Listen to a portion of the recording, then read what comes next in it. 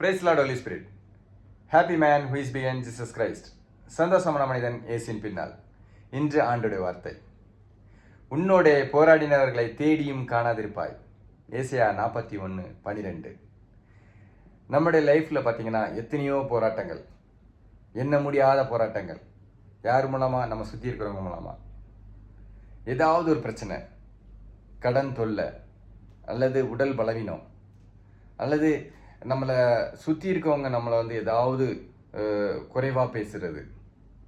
So ஏதோ ஒரு விதத்தில் நம்மளுக்கு ஒரு நெருக்கடி, நம்மளுக்கு சந்தோஷத்தை ஒரு சந்தோஷம் இல்லாதபடி, நம்மளுக்கு ஒரு சமாதானம் இல்லாதபடி நம்மளுக்கு ஒரு பெரிய பாடுகள், அந்த மாதிரி நம்ம லைஃப்பில் சுற்றி சுற்றி நம்மளை அடித்த மாதிரி இருக்கும்.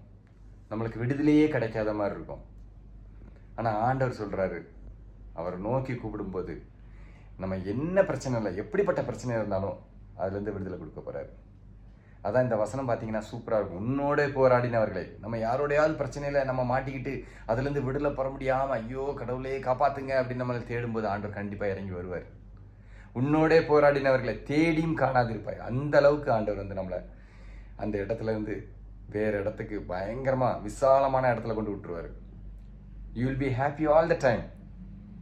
ஸோ இந்த நாளை நீங்கள் சந்தோஷமாக கொண்டாடுங்க, ஆண்டவரை தேடுங்க. ஆண்டவர் கண்டிப்பாக நம்மளை விடுதலையான ஒரு சூப்பரான செழிப்பான இடத்துல கொண்டு ஆண்டவர் விடுவார். Praise the Lord, holy spirit.